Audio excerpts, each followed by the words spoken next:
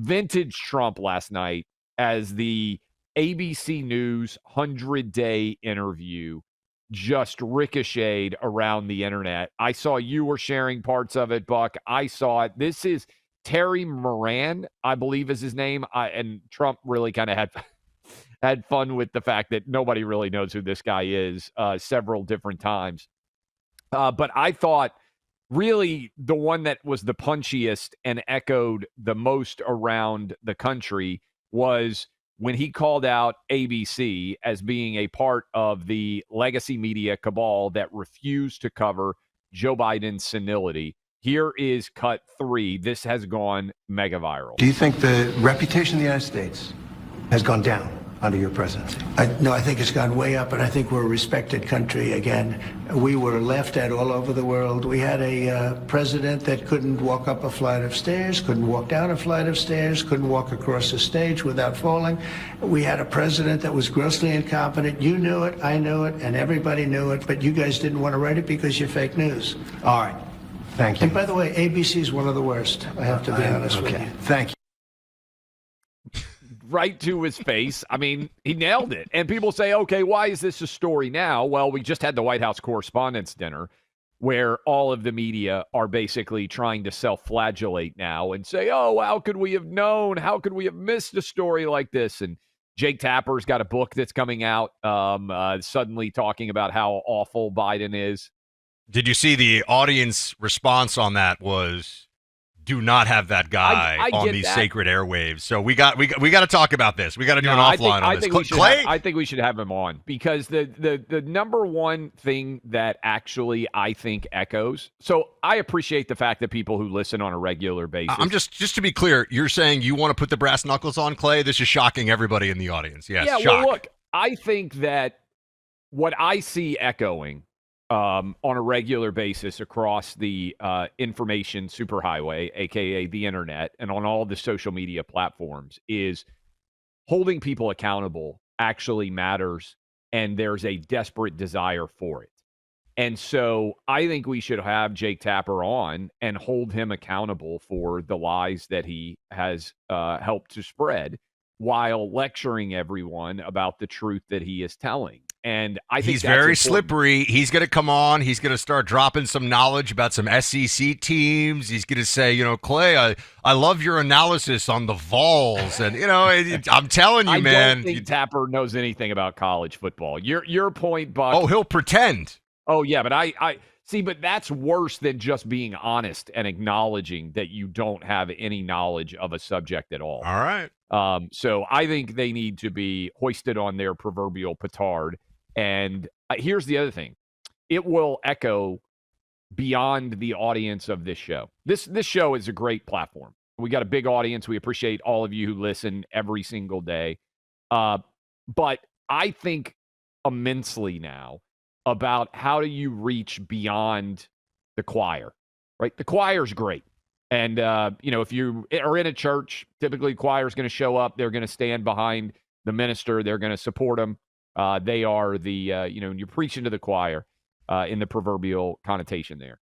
But in order to really change the world or change the nation, you have to reach sometimes outside of the congregation and connect with people who may not know that you are existing on a day-to-day basis. And what I see, and I'll give him credit, Scott Jennings on CNN, he is connecting, I think, with an audience that otherwise would not be hearing the arguments that are made by a Republican.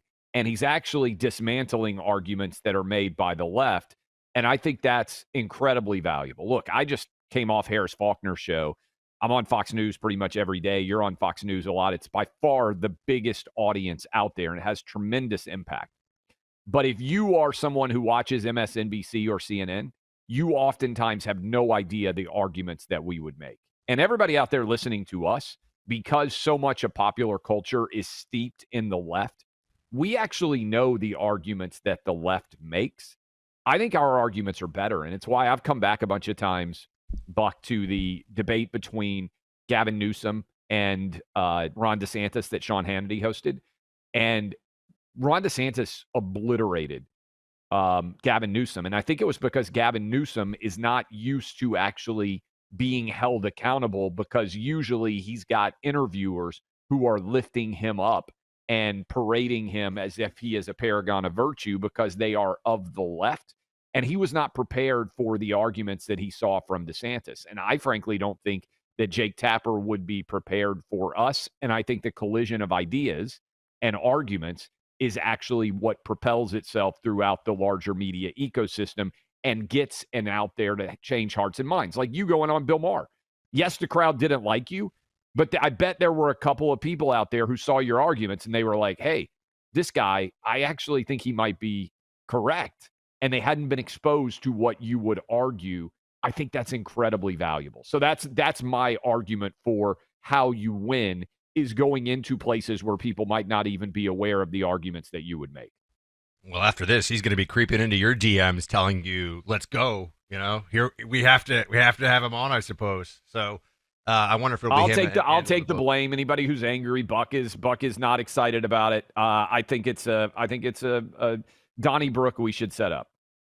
He likes the Eagles, the football. He's gonna try to pull the whole football fan thing with you. But all right, that's fine. Looks like we'll get a throwdown going with that. What doesn't work is trying to steamroll Trump in an interview for ABC News. That's for sure. That did not go as planned for this guy Terry Moran. Did we already play when Trump is like tells him he's not being very nice? No, we haven't played that yet. I don't trust you. Is that cut 7? Yeah, I think. Well, play the cuts. He was on fire with this stuff. Play. You think Vladimir Putin wants peace? I think he does. Yes, I think he does. I think even with the raining missiles. I think he really his dream was to take over the whole country. I think because of me, he's not going to do that. Do you trust him? Do you trust him? I don't trust you. I don't trust a lot of people. I don't trust you. Look at you. You come in all shooting for bear. You're so happy to do the interview. I am And happy. then you start hitting me with fake questions. You start telling me that a guy whose hand is covered All with right, a we're back to tattoo that. doesn't have the tattoo. You know. All right. I mean, you're being dishonest. No, I'm not. Let me No, just I am tell not, you, sir. I don't trust a lot of people, but I do think this. I think that let's say he respects me, and I believe because of me, he's not going to take over the whole. And then this turned into the big dispute about the MS-13, which you heard him referencing there, Buck, which is cut 1. And I think, well, just listen, and then we'll explain what we think's going on here. Here's cut 1. Murderers, criminals in this country. We have to get them out, and we're doing it. By law. And you'll pick out one man, but even the man that you picked out, He's he said he wasn't a member of a gang. And then they looked, and All right. on his knuckles, he had MS-13. There's a dispute Well, wait over a that. minute. He had MS-13 on his knuckles didn't say- tattoo. Oh, he had some tattoos that are interpreted that way. But let's move on. Wait a minute. Hey, Terry. He did not Don't have the do that. letter MS-13. It says MS-13. That was Photoshop. So let me That just... was Photoshop, Terry. You He can't had- do that. Hey, they're giving you the big break of a lifetime. You know, you're doing the interview. I picked you because, frankly, I never heard of you, but that's okay. I knew But this I would picked come. you, Terry. Hey, but you're not being very nice. He had MS-13 tattooed. We'll agree to disagree. I want to Terry, move on to something else. Terry, do you want me to show you the picture? I saw the picture. We'll And you think it agree was to disagree. Photoshop? Well, Here we go. Don't Photoshop it. Go look at his hand. He Fair had enough. MS-13. He did have tattoos that can be interpreted that way. I'm not an expert on them. I want to turn to Ukraine, No, sir. Terry, I want to get to Terry, Ukraine. No. He had MS as clear as you can be, not interpreted. This is why right. people no longer believe the news, because when it's he was fake photographed news. in El Salvador, they aren't there. But let's just go on. They aren't there when he's in El Salvador. They Take weren't a look there, at the but they're photograph. there now, right? No, but they're there in now. your picture. Terry, Ukraine, sir. he's got MS-13 on his knuckles. All right. Okay? We'll take a look at that. You do We'll take such a look. disservice. We'll take a look at Why that, don't you sir. just say, yes, he does, and, go on to something else? All right, so I think the dispute here, Buck, is Moran is saying, hey, this is ridiculous, but they put the photo out, right? And it shows the tattoos, which are signposts, cultural signposts, according to people who know gangs, to represent MS-13. And then above the photo, they showed you, hey, this is what the M stands for. This is what the S, this is what the 13. and you correct me if I'm wrong here, Buck, but I think what they're arguing about is actually an interpretation that Trump believes he's not willing to acknowledge that stands for MS-13. And then Moran is trying to say, no, you wrote those letters above it, and it's just like one big cluster. Well, also, they're really willing to go to the mat for this guy, aren't they? Right? I mean, they're now all of a sudden, every coincidence must be given in such a, or rather must be accepted in such a way that there's a little more doubt cast on whether this guy, when you look at this guy's record, he's a gang member, okay? This is, multiple judges have found that he's a gang member in the past. He's been found in the company of gang members. How many MS-13 gang members have you ever been found in the company of, Clay? I'll speak for myself, 0. I have a feeling it's 0 for you, too. So far as I know, I think it's 0, yes. Good point. I'd be stunned. But all of these coincidences are being cited in order to undermine Trump on this issue. And I also would just say this. I don't care, right? This guy's not an American. He's gone. He's not a problem anymore. I don't want to hear about it. I mean, I know why they're doing it. I'm not oblivious to the rationale behind this as an assault on Trump. Oh, the rule of law and all this other stuff. But I think that what they fail to recognize is, one, the mood of the country about illegal immigration and particularly illegal immigrant gang members.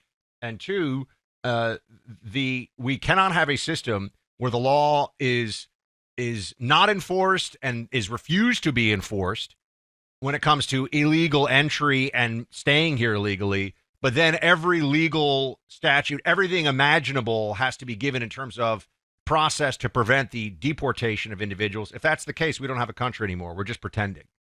And that's where I am on this. I think a lot of people are on this too. I don't really care. He's not supposed to be here. He's gone. He's not an American. Not our problem.